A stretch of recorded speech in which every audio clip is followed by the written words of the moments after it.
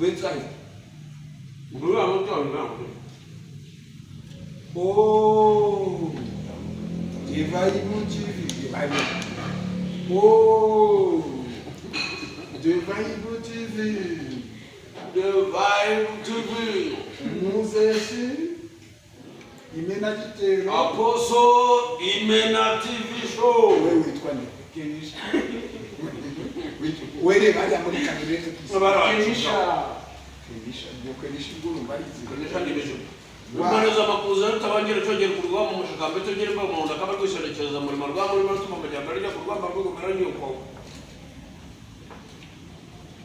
Wakagira icombere imena izindi. Yaganisa ureba muri kamera cyangwa Lakabi mwataza kwa cyane yarugomba ngogo. Ngo batuye abahunda.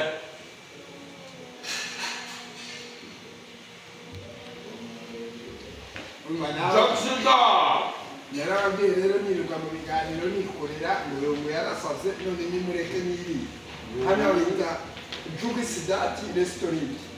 Ni kuri station Rubisi. Mwana nabwe ngo ikintu kijyanye n'imirire Joks. We ni Jaksida. Niyo mwana twaje Kose mani we man uratwara inyama nta mukameraman usangira na boss. Zuko boss wawe abizi. uko twari nuko yose. Mwana kujya gasonja ngwe. Eka zimebwele. Mwana kujya gasonja. Mwana amajije bangu ndiseni. Ndio soni inde fa. Nonye goyiri ya. Aya cyane. Isoni inde twebwere tubwire naso. Kandi ngo yana twicara. Tubwire amazina yaso. Umuhungu yitwa Mugisha ni umuhungu wangu. Ni umuhungu wanjye n'umwana wa gatatu. Naje kumwigisha kugira amafaranga. Arya nkasi. Divine TV. Ni kuri Divine TV. Nahoze mbona agakuru.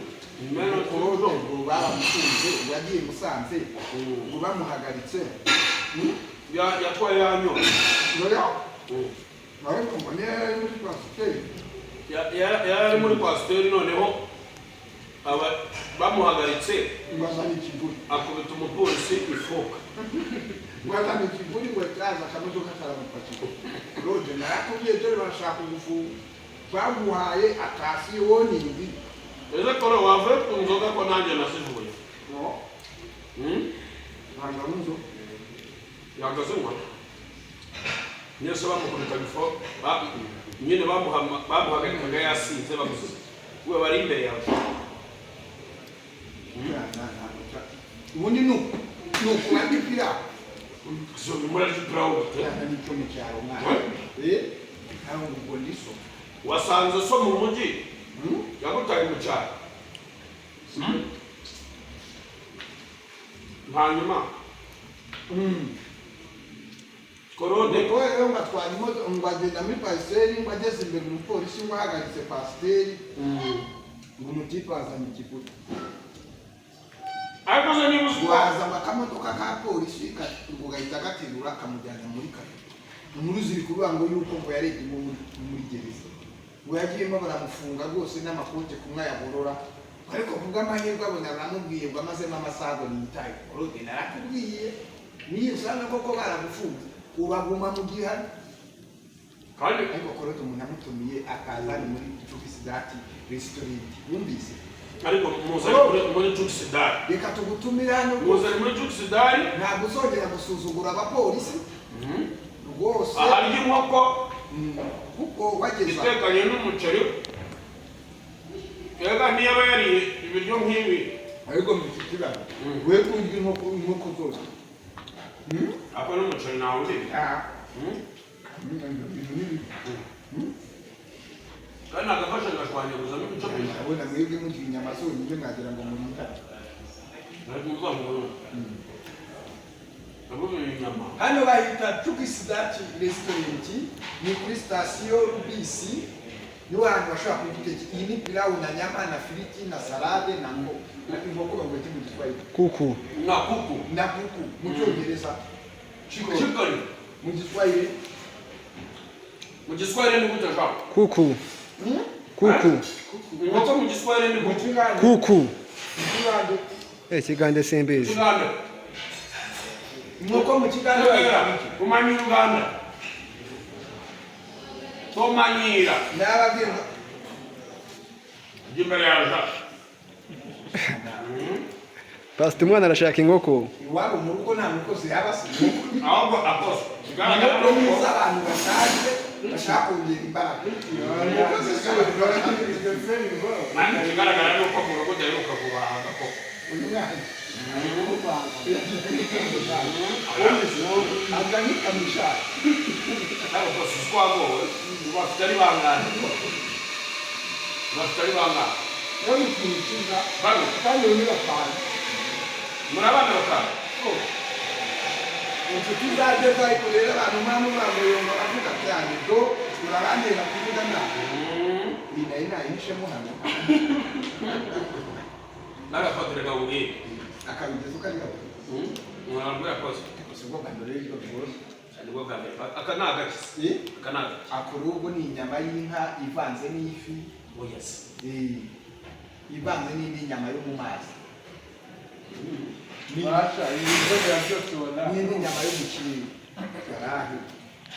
Cyane ngo mutangiye kumuza isoni kuri kamera mwana ngo warahi. Warahi ari gusangira n'abayisilamu. Akoso yowe n'umuhungu we barwaniye muri resitora. Hari utuntu kera bajyaga bakora bakagira gutya. Njye bari kubikorera. Ukaba ufite akabumbe kawe. Kameramani biramurinda imbere ya kamera kure y'ipirawu hano. Nango ni yambutwa. Hariya. Usibye bwamutwe. Akazi n'agasezeye igihe kwanga kurya. Ngoba Numva kuri iyo nyamashaka. inshuti za iki ni ikiga babwira byuka mu gitondo kambara kuteri nkiyambara nabwira ngo umunsi umwe nzabagaruka Cyane. abantu ntibakwiye no kuba amaboko mu mufuka Dushimiye rwose afite yongwe. Gukora Akoze akantu keza cyane. Bivaye mu kazi kose. gukora nibyo bintu byonyine bishobora kutuhereza. akora muri ka business Muri ka business rero Yego. hano tukubwiye ibintu ushobora gukora kugira ngo business yawe itere ni imbere. ibihe bintu bitatu ushobora gukora business igatera imbere ukaba umukire ukagira amafaranga wowe ugira inshuti zawe Ikintu cya mbere bakunzi ba Imena TV show, bakunzi ba The Vibe TV, bakunzi ba Yowe TV, ikintu cya mbere ushobora gukora kugira ngo business yawe itere imbere, icya mbere ni ukugira serivisi nziza. Serivisi nziza buriya iri mu bintu biyoboye muri business. Baravuga ngo Muri Jacksidal, kuryama nansinze. nakuryama ntabyo muri Jacksidal bagira icyo bita service nziza. serivisi nziza Good service. Umwana we serivisi nziza ikurikirwa n'icyo bita product, icyo bita quality, high quality product. igikoni cyiza Ubwo niho ndi kujyanisha ibi byo kurya nta handi wabikura usibye muri Jacksidal. Hano ku Gisozi kuri sitasiyo ya Rubisi bivuga ngo produit zawe iyo ari nziza abantu barizana Cyane. urimo urabyumva. Ugomba rero kugira product nziza, wabanje kugira service nziza, noneho ukagira n'icyo bita good product. Ubwo gatatu yego icyo bita nice place, ahantu heza ho gukorera. yego Buri Moses, buri Urumva? business ubundi. Ikintu bita business location. Irakonta. Business location is a very important Muri in the business. business. tubwire nawe icyo uzi kuri business Gatatu. reba hariya muri kamera tubwire nawe icyo natwe ibyinshi nagwa kuri business Business. Ibijyanye na business.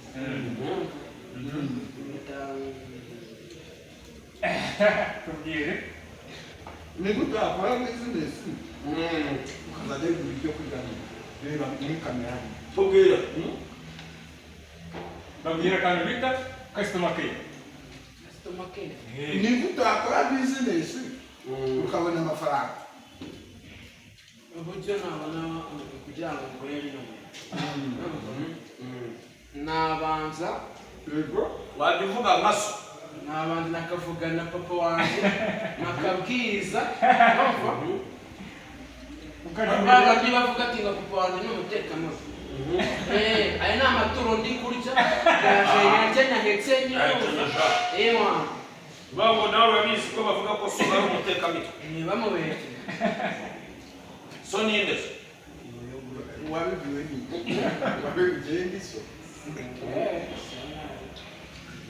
uyu muhango se urumva kugira ngo ubone amafaranga uzavuga nka so ube nk'uko yarushye bakunzi bate vibe ngo kugira ngo ubone amafaranga azavuga nkanjye ushaka kuvuga nka so uzabwiriza